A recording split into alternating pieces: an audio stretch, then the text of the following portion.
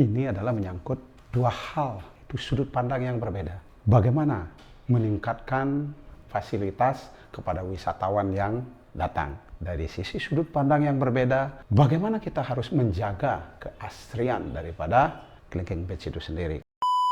Jadi wisatawan yang misalnya kita bilang memiliki keterbatasan fisik untuk turun ke bawah itu juga bisa menggunakan daripada lift ini sendiri ya Pak ya? Secara otomatis nanti ini akan mempermudah akses.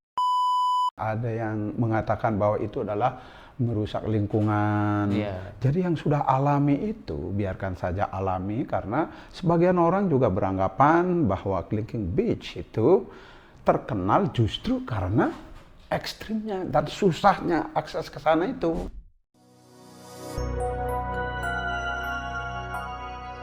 Halo sahabat Sahamani, kembali lagi bersama saya Darius di podcast Miraland Bali.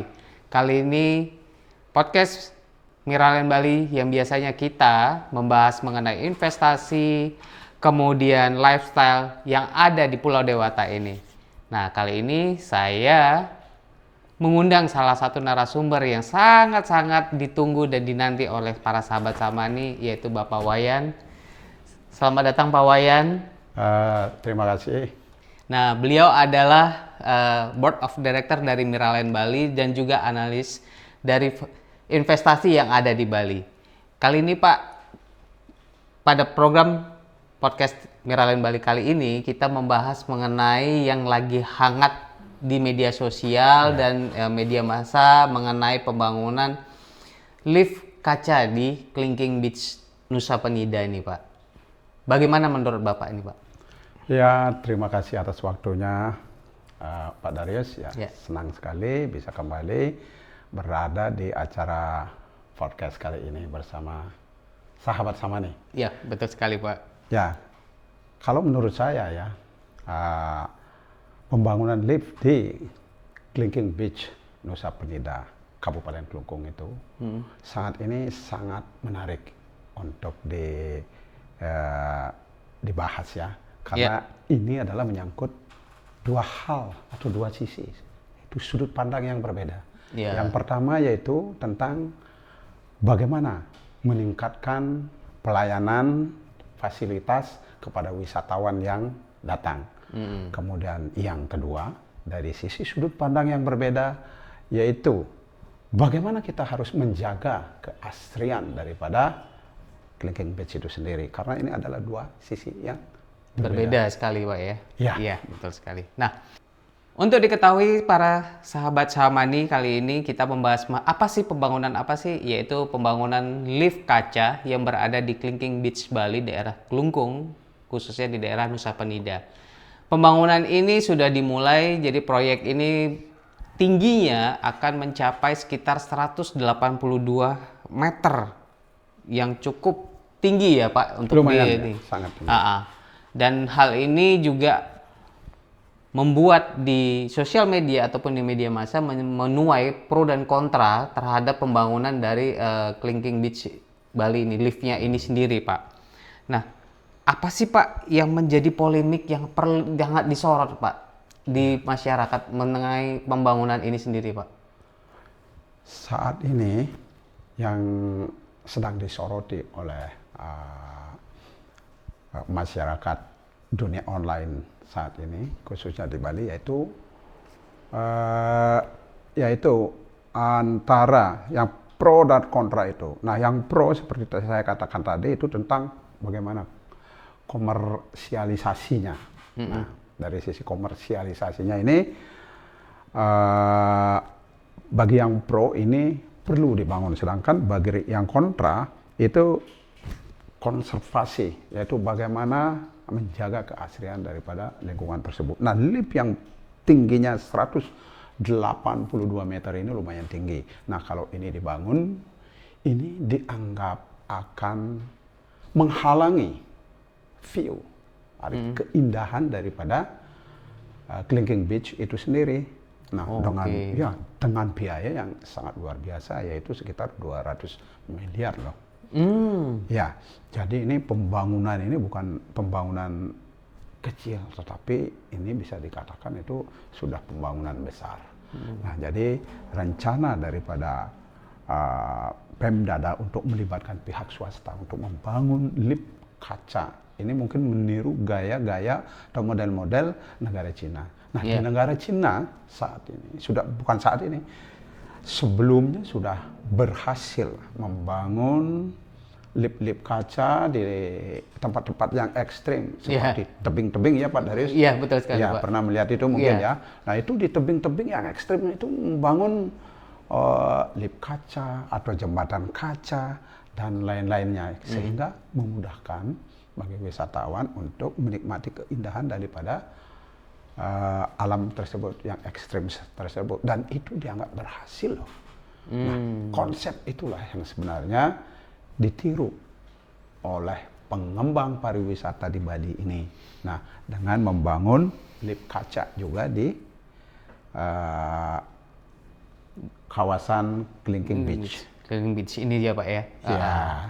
Jadi wisatawan yang misalnya kita bilang memiliki kesehatan ataupun keterbatasan fisik untuk turun ke bawah itu juga bisa menggunakan daripada lift ini sendiri ya Pak ya. Secara otomatis nanti ini akan mempermudah akses bagi wisatawan yang ingin melihat menikmati keindahan Kelingking Beach tersebut. Juga itu tadi Pak Darius sudah katakan bagi wisatawan yang disable misalnya. Atau para orang-orang tua misalnya yang ingin melihat keindahan daripada Kelingking Beach bisa langsung datang ke sana. Dengan adanya fasilitas lift ini, mereka tentu saja akan bisa menikmati juga keindahan Kelingking Beach. Nah, seperti itu mungkin harapan mereka. Oke, berarti hal ini juga menjadi masih banyak pertimbangan di media massa Pak ya untuk pro dan kontra. Ada pronya, ada kontranya juga gitu Pak ya. Betul.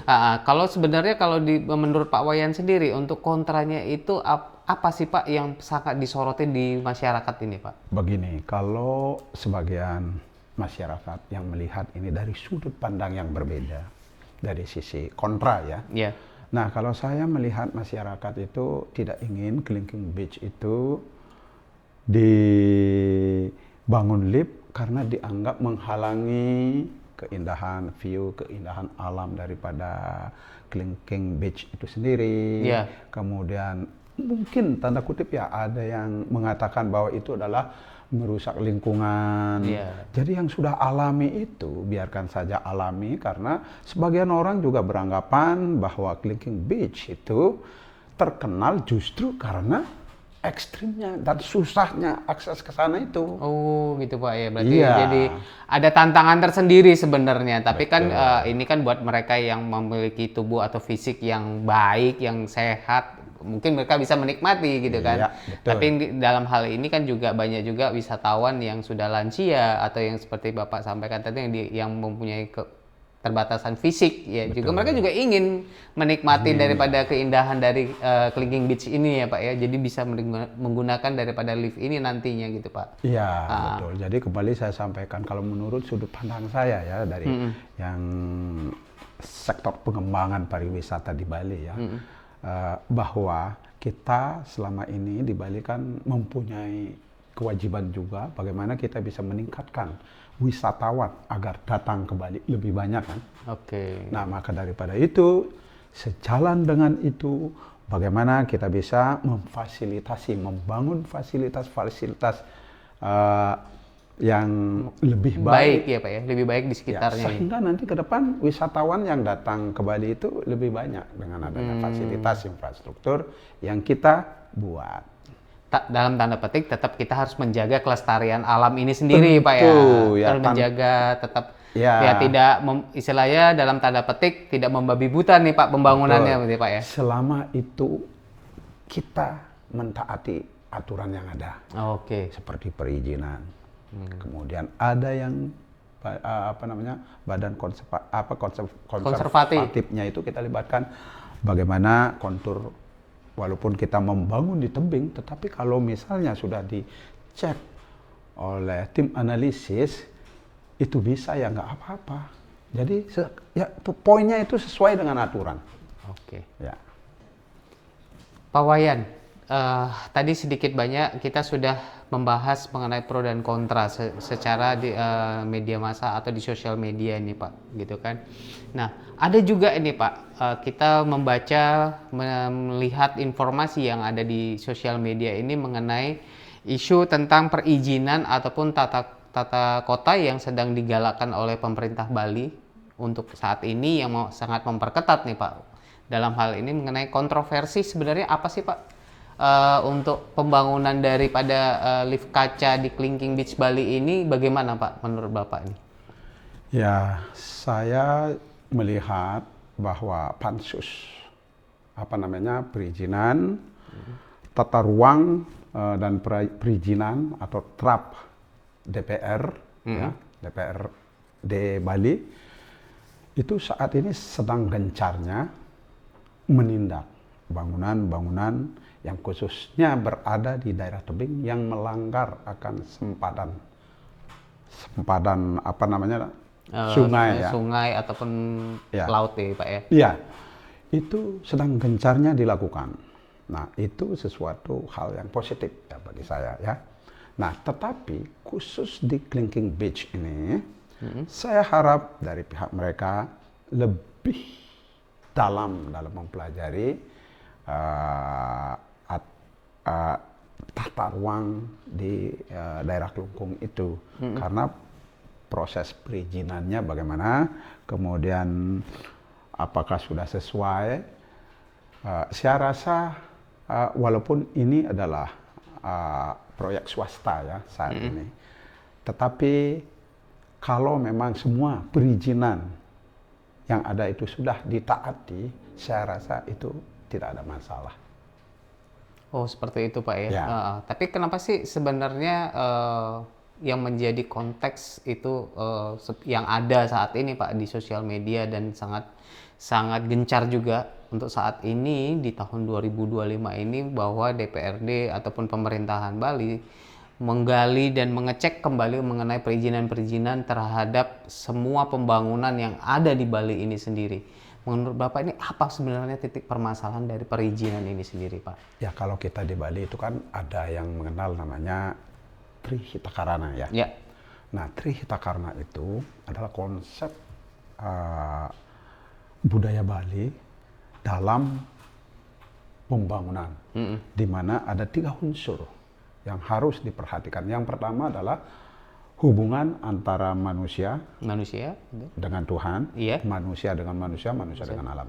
Ya. Nah, dalam hal ini adalah manusia dengan alam. Oke. Ya, jadi pembangunan yang dilakukan secara semena-mena tanpa mengindahkan daripada aturan yang ada, itu menyebabkan rusaknya lingkungan. Dan dampaknya adalah banjir.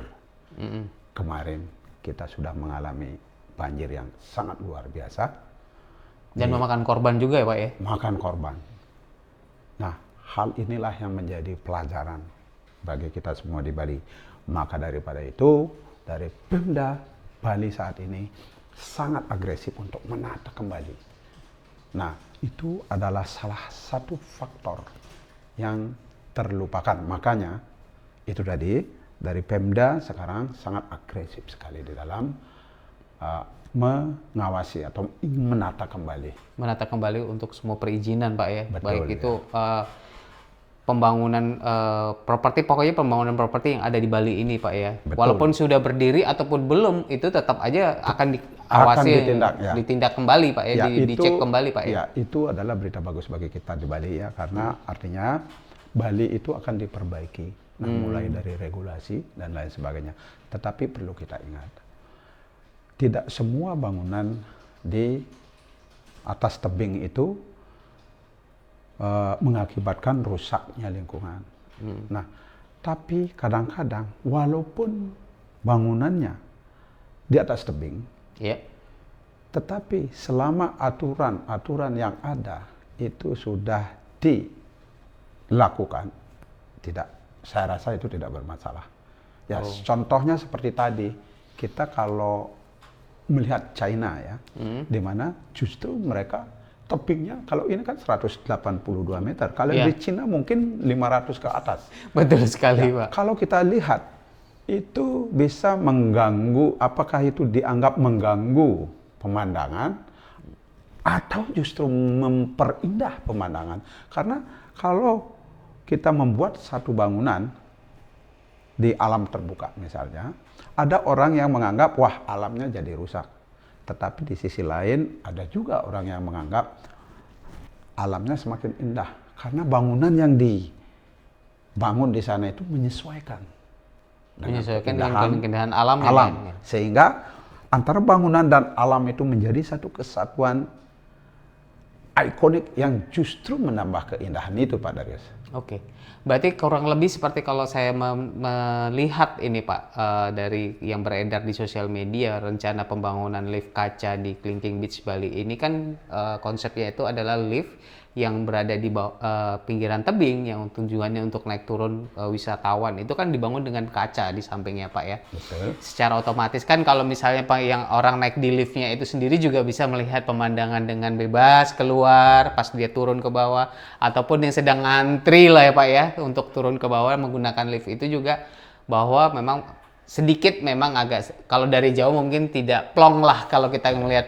view-nya gitu, tapi kan tidak full dengan bata ya Pak, bangunan Ya, bata berarti gitu. itulah saya katakan Berarti tadi. konsepnya Pak Darius, itu Pak ya. Nah, itu saya katakan tadi.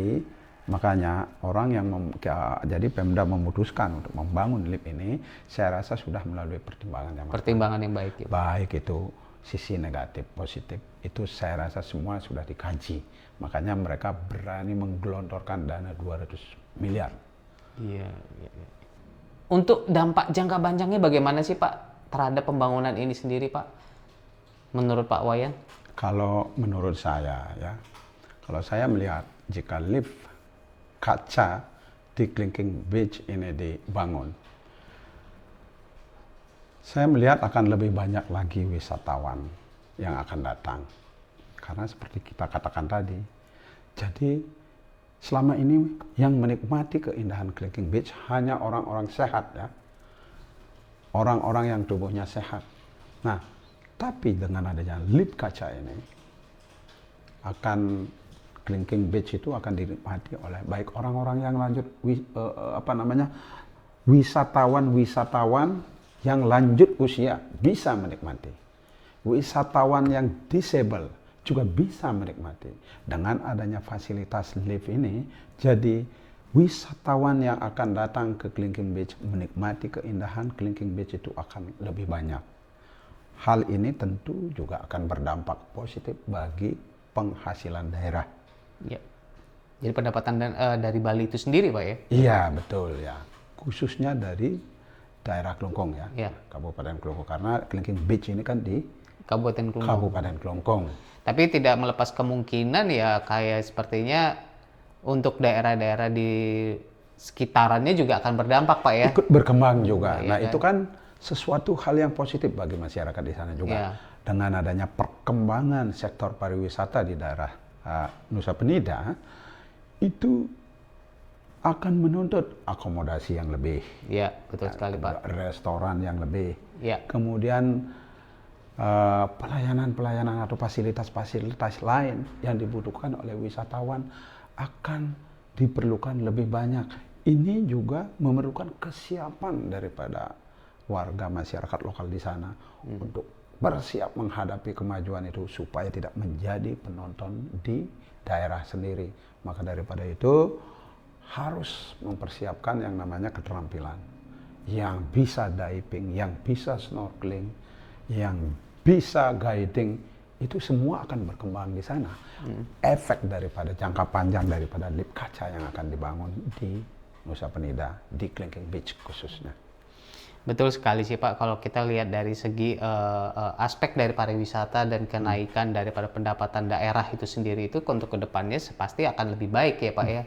Tidak hanya di daerah itu tersebut juga mempengaruhi daerah juga yang sekitarnya atau yang berada di dekat dari Kabupaten Kelungkung ini sendiri Pak ya, gitu kan. Nah, menurut Pak Wayan sendiri bagaimana Pak untuk kedepannya, untuk jangka panjangnya sebaiknya aspek ini apakah tetap dikontrol oleh pemerintah walaupun ini kita bilang tadi pembangunannya dilakukan oleh pihak swasta, apakah pemerintah ini tetap ikut campur atau memperhatikan untuk jangka panjangnya dalam konteks misalnya perawatannya atau bagaimana nih Pak? Walaupun nanti lip kaca ini sudah selesai dan dikelola oleh pihak swasta, saya rasa pihak pemerintah harus tetap juga mengawasi supaya benar-benar penerapannya di lapangan itu sesuai dengan aturan dari pemerintah yang berlaku. Ya tentu saja mereka harus mentaati itu semua. Dan juga menjaga keamanan juga ya, perawatan dari bangunan ini sendiri. Baik perawatan, keamanan. Ya, Jadi pemerintah juga harus wajib mengawasi. ya, betul sekali karena kan ini banyak juga ya Pak ya digunakan oleh para wisatawan kan Pak, baik itu dari mancanegara ataupun dari dalam negeri sendiri. Betul, gitu kan ya kan. Ya.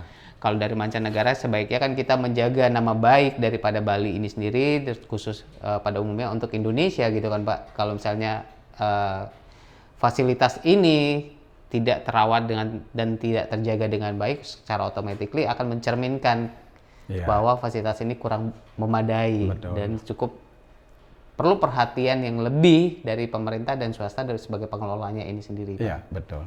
Itu dua hal yang saling berhubungan antara pemerintah dan masyarakat lokal, antara pemerintah dan masyarakat Bali umumnya, itu harus saling menunjang. Pemerintah ikut mengawasi tata kelola perizinan dan lain sebagainya. Masyarakatnya ikut menjaga. Ya, seperti saat ini masyarakat kita di Bali ini kan sudah berperan sangat penting sekali dari sisi tradisi budaya dan keramah tamahannya itu harus selalu dipertahankan. Walaupun Bali kita dikunjungi oleh para wisatawan dari mancanegara, kita memberikan fasilitas, kita membuatkan mereka apa yang mereka perlukan, kita sediakan restoran, hotel-hotel dan lain sebagainya. Tetapi tradisi Bali harus tetap terjaga.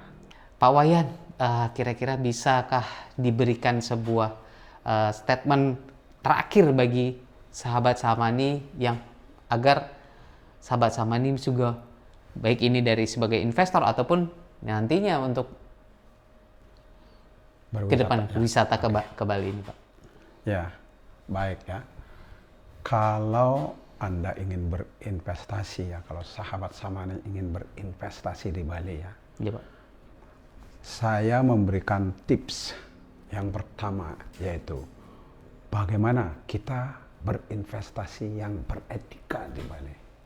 Jadi properti kita di Bali atau villa, rumah, apapun itu yang kita beli di Bali itu harus legal. Yang pertama, mengikuti daripada aturan tata ruang. Karena ini kunci penting. Pastikan pengembangnya adalah terpercaya. Nah, sehingga tidak meragukan akan legalitas. Kalau kita membeli properti di Bali khususnya, satu unit villa misalnya Pak Darius, itu harganya eman loh. Nah, maka daripada itu kehati-hatian di dalam membeli properti di Bali itu sangat diperlukan. Miraland saat ini membangun kompleks villa. Samani Villa Ungasan, yaitu terdiri dari 34 unit. Itu membangun dengan mengikuti green living yang digaungkan oleh pemerintah, yang menjadi kebutuhan akan para investor sekarang di Bali. Jadi green living itu apa? Di antaranya jalannya yang luas, itu kita 8 meter. Kemudian 30% lahan daripada seluruh kawasan kompleks itu dibangun fasilitas umum yang memadai, seperti kebun. Taman gitu ya? Taman itu kita tata. Jadi kita kalau di kompleks lain itu, mereka masih menggunakan tiang listrik untuk mengalirkan listrik ke lingkungan. Kita sudah bawah tanah, sehingga ketika kita masuk, itu kita hanya melihat pohon-pohon. Jadi nggak ada lagi kabel telepon, kabel listrik, nggak ada lagi. Rapi Pak ya? Ya, itu salah satu konsep green living yang kita bangun. Kemudian high ceiling itu, bangunan kita itu tinggi-tinggi. Hmm. Nah itu merupakan karena kita berada di daerah tropis ya. Iya. Jadi panas cuacanya. Nah maka daripada itu high ceiling ini solusinya. Jadi jendelanya lebar, pintunya lebar. Jadi Sirkulasi udaranya juga masuk ya? sirkulasi udaranya lebih bagus. Di samping itu juga kita mengurangi ketergantungan dingin menggunakan elektronik seperti AC. Jadi dengan kita window-nya lebar, jadi kita buka window-nya, Anginnya angin sudah masuk. Kemudian pencahayaan bantuan juga, kalau gelap kecil itu kan gelap ruangannya, ya Betul kan? sekali, Pak. Nah, dengan adanya windows yang lebar itu, jadi cahaya masuk tanpa menghidupkan lampu dalam ruangan kita sudah terang. Iya. Tanpa menghidupkan AC dalam ruangan kita sudah sejuk karena sirkulasi. Iya, betul sekali, Pak. Nah, apalagi sekarang kita sedang ada promo loh. Suksesnya pembangunan di Samani Villa Ungasan ini menjadi pelajaran bagi kita untuk membangun Komplek yang baru. ya, Pak? kompleks yang baru yang kita sebut saat ini dengan Samani Villa Pecatu. Konsepnya sama, malah lebih mewah. Oh, gitu, Pak. Kebetulan saat ini lagi ada promo. Oh, Ya, jadi menarik Bapak, sekali nih, Pak. Ya, Bapak Ibu sahabat Samani dimanapun berada, kalau mau investasi di Bali, jangan lupa hubungi Miraland. Betul Ya, sekali, ini Pak Darius, ya manajernya. Jadi dapatkan konsep dengan green living yang sedang dipromosikan sekarang ya. Iya. Nah, terlebih dari itu juga Pak Wayan, jadi untuk para sahabat Samani yang ingin berinvestasi properti ataupun khususnya villa di Bali, bisa menghubungi kami sebagai developer villa di Bali yaitu Miraland. Bapak Ibu bisa mengunjungi websitenya kami miraland.co.id atau samanivillapecatu.com. Nanti akan tertera di description. Bapak Ibu bisa tinggal klik aja link yang ada di situ. Bapak bisa menghubungi kami dan dapatkan promo di tahun 2025 di promo akhir tahun ini. Promonya sangat menarik. Tunggu apa lagi? Jangan sampai unitnya kehabisan karena unitnya tidak banyak Bapak Ibu untuk yang di Samani Villa Pecatu. Unitnya tinggal terbatas nih Pak ya. Ya, sangat terbatas. Nah, oke. Pak Wayan, terima kasih sekali atas waktunya, insight yang diberikan pada hari ini mengenai pembangunan lift di Klingking Beach Bali ini, Pak. Itu kan menjadi masukan bagi kami para penonton setia dari Samani, Pak. Baik, sahabat Samani, terima kasih telah menonton podcast kami pada kali ini. Sampai ketemu di podcast Samani berikutnya di channel Miraland Bali. Jangan lupa like, share, and subscribe channel Miraland Bali.